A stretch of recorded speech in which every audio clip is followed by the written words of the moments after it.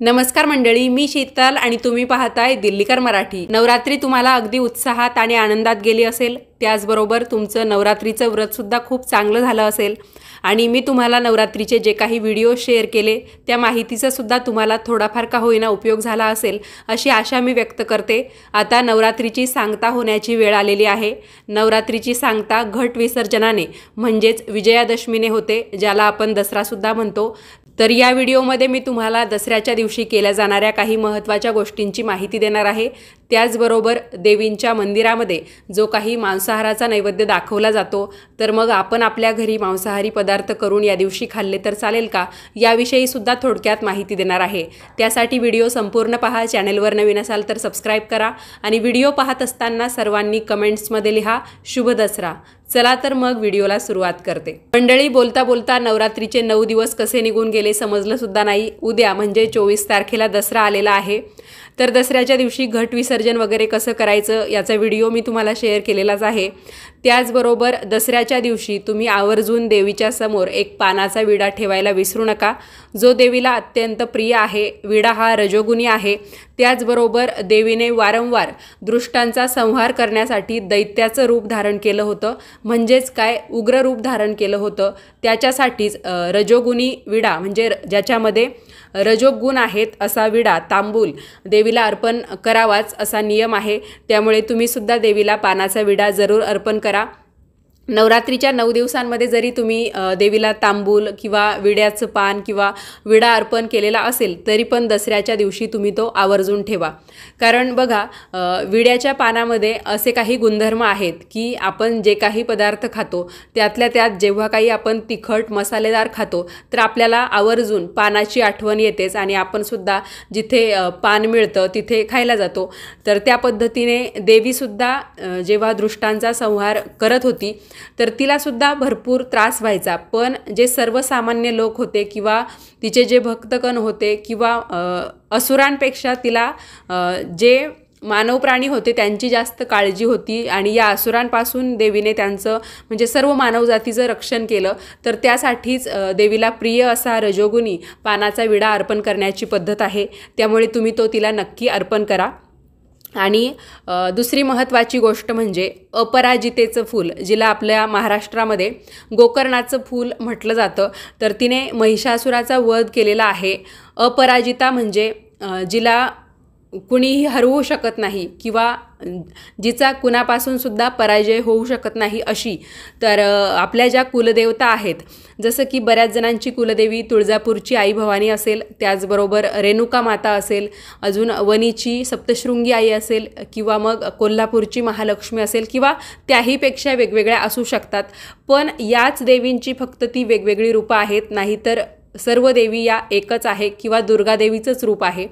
त्यामुळे या ज्या देवी आहेत किंवा खरं सांगायचं झालं तर जी पूर्ण 3.5 शक्तिपीठं आहेत तर त्या शिवशक्तीचं प्रतीक आहे। फक्त जी रेणुका माता आहे तिच्या स्थळी किंवा तिचं जे माहूर हे स्थान आहे तिथे फक्त शिवशक्तीचा लोप आहे। बाकी 3 जी शक्तिपीठं आहेत, वणी असेल, तुळजापूर असेल किंवा कोल्हापूर असेल, तर सगळीकडे शिवाचं स्थान आहेच। त्यामुळेच तिच्या कपाळावर तुम्ही बघत असाल तर खास करून तुळजाभवानी आईच्या कपाळावर तुम्ही एवढ्या नवरात्रीच्या दिवसांमध्ये दररोज तिचा गंध बघितला असेल किंवा मळवट बघितला असेल तर कधी नाग होता, कधी मंगलकलश होता, कधी कधी शिव असं लिहिलेलं होतं किंवा कधी कधी ओमसुद्धा होता। तर हे शिवशक्तीचं प्रतीक म्हणून आणि शिवाला सुद्धा गोकर्णाचं फूल अतिशय प्रिय आहे। भगवान शिवशंकरांच्या मंदिरात गेला तर तिथे गोमुखसुद्धा असतं। तर गाईच्या कानाच्या आकाराचं हे फूल तुम्ही जर देवीला अर्पण केलं तर तुम्हाला तिच्याबरोबर शिवशक्तीचा म्हणजेच भगवान शिवशंकरांचा सुद्धा आशीर्वाद मिळेल। त्यामुळे पतीपत्नींनी मिळून जर तुम्ही मंदिरात गेलात किंवा घरीसुद्धा तुमच्या घट बसवलेला असेल किंवा नसेल तरी पण तुम्ही कुलदेवीची सेवा तर नवरात्रीमध्ये केलीच असेल, त्यामुळे देवीला आवर्जून तुम्ही निळ्या किंवा पांढऱ्या रंगाचं म्हणजे यामध्ये 2 रंगाची फुलं असतात पण आकार सारखाच असतो, पांढरी गोकर्ण किंवा निळी गोकर्ण। तर दोन्हीपैकी कोणतंही फूल तुम्हाला जर या दिवशी मिळालं तर तुम्ही ते तिला आवर्जून अर्पण करा। नक्कीच देवी तुमच्यावर प्रसन्न होईल आणि तुम्हाला भरभरून आशीर्वाद देईल। आणि हो, तुमचे आता प्रश्न यायला लागतील की फक्त पती पत्नीच गोकर्णाचं फूल देवीच्या चरणी वाहू शकतात का? तर अजिबात नाही. ज्यांना ज्यांना मिळेल, जे जे कोणी आपल्या देवीचं दर्शन करतील, मंदिरात जातील किंवा मग घरच्या घरी देवीची सेवा करतील, अशा सगळ्यांनी गोकर्णाचं फूल मिळालं तर ते देवीला नक्की अर्पण करा. ज्यांना मिळणार नाही त्यांनी नाराज व्हायचं काही कारण नाही, कारण दसऱ्याच्या दिवशी झेंडूच्या फुलांना सुद्धा अतिशय महत्त्व आहे. तुम्ही झेंडूचं फूल देवीच्या चरणी वाहिलं किंवा माळ करून वाहिली तरीसुद्धा चालणार आहे.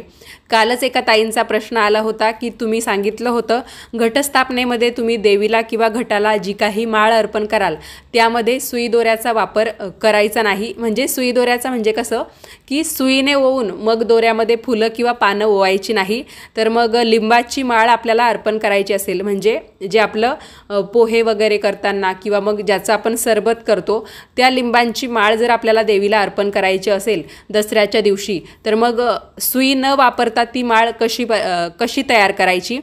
तर त्या ताईंनासुद्धा हे उत्तर आहे, किंवा ज्यांना ज्यांना असे प्रश्न मनामध्ये येत असतील त्यांनासुद्धा एकच उत्तर आहे.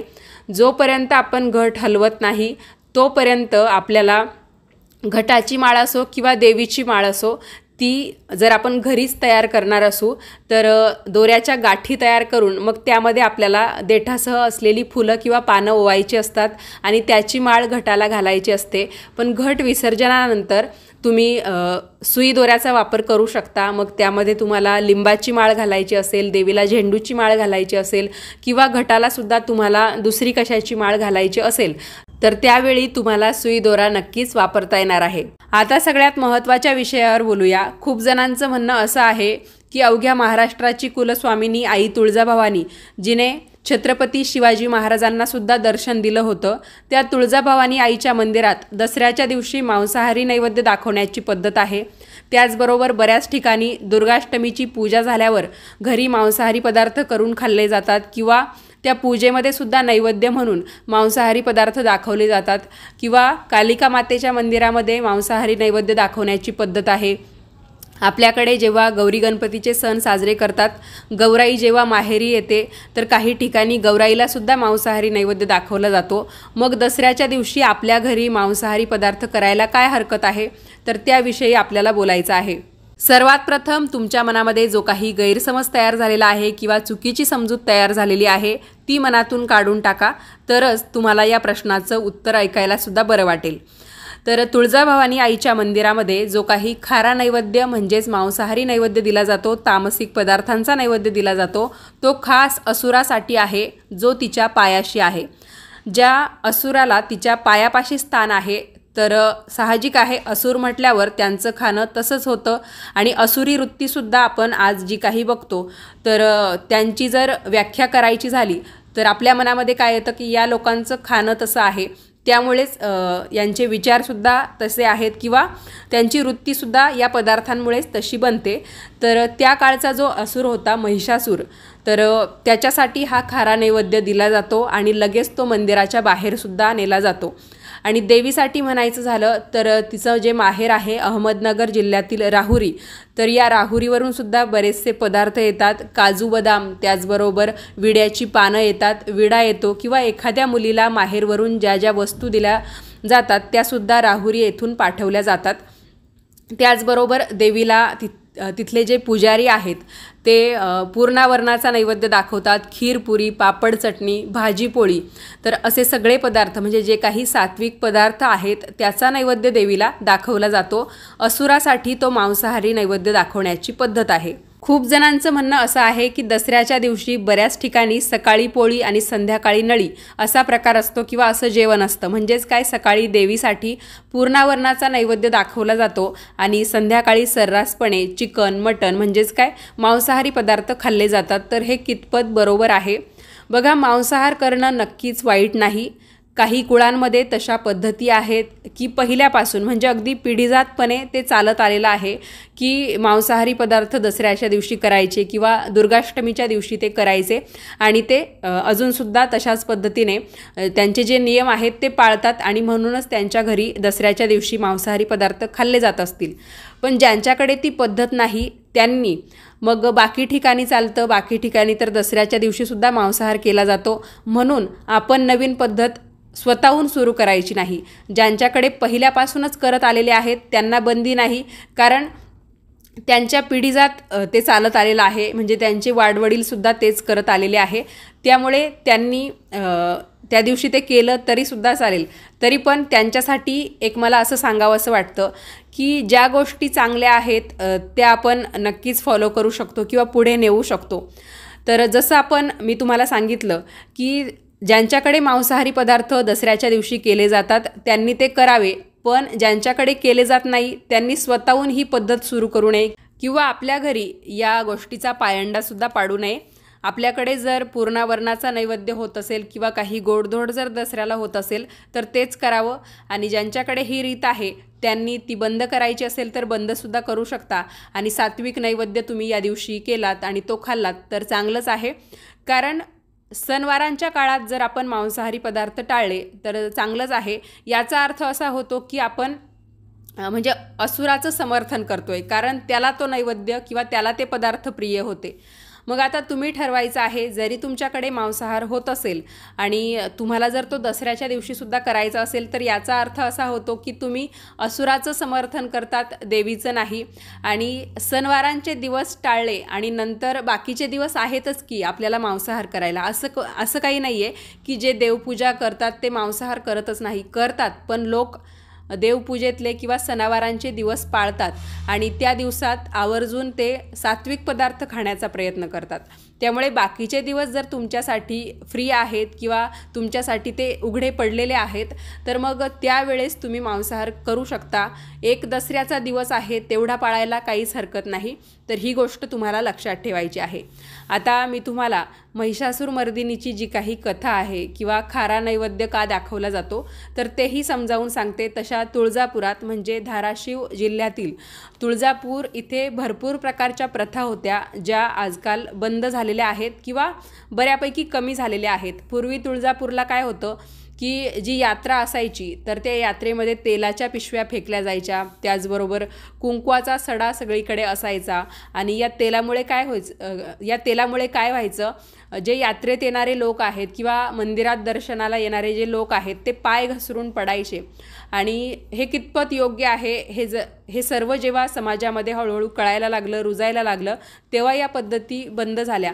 त्याचबरोबर तुळजापूरमध्ये अशाही काही प्रथा होत्या की जोपर्यंत देवी आहे किंवा म्हणजे नवरात्रीचा जोपर्यंत उत्सव आहे तोपर्यंत कुंभार लोक जे आहेत ते आपलं जे चाक आहे ज्याच्यावर मडके किंवा मातीचे भांडे घडवतात तर ते चाक चालवायचं नाही. त्याचबरोबर नवरात्रीच्या कालावधीमध्ये पलंगावर झोपायचं नाही, गादीचा त्याग करायचा.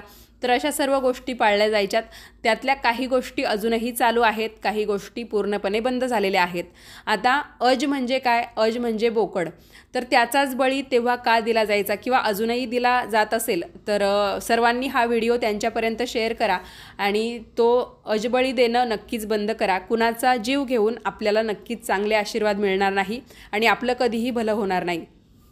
तर अज म्हणजे बोकड आणि त्याचाच बळी देण्याचं कारण म्हणजे बाकी जे प्राणी होते तर शेतकऱ्यांसाठी बैल उपयोगी असतो, वाघ सिंह हे देवीचे वाहन आहेत, हंस असेल किंवा बाकी जे काही पक्षी आहेत तर ते देवीची वाहनं होती. आणि गाढव म्हटलं किंवा आपण जे डुक्कर त्याचं जरी रूप म्हटलं तरी त्यामध्ये विष्णूंचा अवतार बघितला जातो. म्हणजे आता आपण पौराणिक कथांमध्ये वाचतो म्हणून ते समजतं, खरं काय ते आपल्यालाही माहिती नाही, पण हे सगळं जे आहे ते आपण कथांमधून ऐकत आलेलो आहोत. आणि बोकड जो आहे तर कदाचित तो कोणतंही काम न करणारा, फक्त जे मिळेल तो खाणारा, म्हणून या बोकडाची निवड त्यावेळेस केली गेली असावी आणि बोकडाचा जो काही बळी आहे तो त्या यज्ञामध्ये दिला जायचा. आणि आता तसं करण्याऐवजी बरेच जण देवीसमोर त्या दैत्याच्या नावाने एक खारा नैवेद्य किंवा मग दैत्यासाठी म्हणून कोहळा कापतात. तर तीसुद्धा पद्धत चांगली आहे. जर तुम्हाला म्हणजे त्या दैत्याची इच्छा होती की मरणाच्या अगोदर, महिषासुराची इच्छा होती मरणाच्या अगोदर की देवी तुझ्या नावा अगोदर माझ्या नावाचा सुद्धा उच्चार व्हावा, म्हणूनच देवीला महिषासूरमर्दिनी असं म्हटलं जातं की जिने महिषासुराचा वध केला. त्याचबरोबर दुसरं वरदान असं होतं की माझ्या आवडीच्या मटणाचा प्रसाद देवीच्या आधी मला ठेवावा. त्यामुळे त्या महिषासुराला पहिला तो खारा नैवेद्य दाखवला जातो आणि नंतर देवीचा सात्विक नैवेद्य तिथे दाखवला जातो आणि देवीने सुद्धा त्यावेळेस त्याला तथास्तु म्हटलं होतं असं पौराणिक कथांमधून ऐकायला मिळतं। तुम्ही सतीमाता सामतदादा ही यात्रा बघितली असेल किंवा त्या यात्रेचा जो उत्सव बघितला असेल तर त्यावेळेससुद्धा जो सामतदादा होता तर त्याच्यासाठी हा तामसिक नैवेद्य दाखवण्याची पद्धत आहे आणि देवीला मात्र पूर्णावरणाचाच नैवेद्य दाखवला जातो, पण दोन्ही भाग हे वेगवेगळे केलेले असतात आणि या पद्धती आपल्याला जितक्या बंद करता येतील, निदान सणावारांच्या दिवसांमध्ये तरी एखाद्या प्राण्याचा बळी घेणं तर हे पूर्णपणे चुकीचं आहे। त्याऐवजी आपण फळाचा वापर करू शकतो, जसं की आपण कृष्ण जन्माच्या वेळा काकडीचा वापर करतो, म्हणजे त्या काकडीतून कृष्णाचा जन्म झाला होता असं दाखवलं जातं। तर त्याच पद्धतीने इथे जर आपल्याला काही टाळायचं असेल, म्हणजे कृष्ण जन्माच्या वेळेस तर काही वावगं नाही, एक काकडी फळ आहे ते कट केलं जातं आणि त्यातून जो कृष्णाचा जन्म आहे तो दाखवला जातो, म्हणजे काहीतरी पर्याय एक शोधलेला आहे। त्याचप्रमाणे हे जे काही नैवेद्याचे प्रकार आहेत तर तिथे मांसाहारी पदार्थ दाखवण्याऐवजी तुम्ही जर कोहळा वगैरे कापत असाल तर ते सुद्धा चांगलंच आहे आणि देवीला विड्याच्या पानांचे जे काही मखर केले जाते किंवा सजावट केली जाते हे सुद्धा चांगलं आहे। देवीला विड्याची पानं या दिवशी जितकी अर्पित करता येतील तितकी करा किंवा मग पानाचा विडा जो आहे तो सुद्धा नक्की द्या। तर आजच्या व्हिडिओमध्ये मी तुम्हाला जी काही माहिती सांगितली ती तुम्हाला कशी वाटली, विचार कसा वाटला हे सुद्धा कळवायला विसरू नका। तुमच्या घरी जर दसऱ्याच्या दिवशी मांसाहार होत असेल तर तो तुम्ही दसरा झाल्यावर कधीतरी करू शकता जर तुम्हाला खायची इच्छाच असेल तर, कारण वैज्ञानिकदृष्ट्या बघायचं झालं किंवा अश्मयुगातील मानवाच्या काळातला जर आपण विचार केला तर मानव जो होता आदिमानव तर त्याची अन्नाची सुरुवात किंवा त्याचं पहिलं जे अन्न होतं ते कंदमुळं आणि मांसाहार हेच होतं। त्यामुळे आपण मांसाहार डायरेक्ट बंद करा असं म्हणू शकत नाही, पण निदान सणावारांचे जे दिवस आहे किंवा इतके दिवस म्हणजे 9 दिवस आपण देवीची भक्ती केली, जिची उपासना केली आणि त्या उपासनेचा जो शेवटचा दिवस आहे त्यावेळेस जर आपण मटण मासे किंवा चिकन हे पदार्थ खाऊन असुराचाच उद्धार केल्यासारखं होत असेल तर त्याचा काहीही उपयोग नाही। त्यामुळे सर्वांनी या दिवशी सात्विक नैवेद्य म्हणजे जो काही सात्विक नैवेद्य आणि त्याच्यानंतर तुम्हाला जो काही प्रसाद असेल म्हणजेच पुरणवरण काय तुमच्या घरी गोडधोड केलं असेल तर तेच खा। तुम्हाला जेव्हा कधी मांसाहार करायचा असेल तर ते सणवाराचे दिवस सोडून करा। व्हिडिओ आवडला असेल तर व्हिडिओला लाईक करा, जास्तीत जास्त शेअर करा आणि असेच छान छान माहितीपूर्ण व्हिडिओज पाहण्यासाठी आजच दिल्लीकर मराठीला सबस्क्राईब करा। भेटूयात परत पुढच्याच नवीन व्हिडिओमध्ये, तोपर्यंत सर्वांनी काळजी घ्या। धन्यवाद।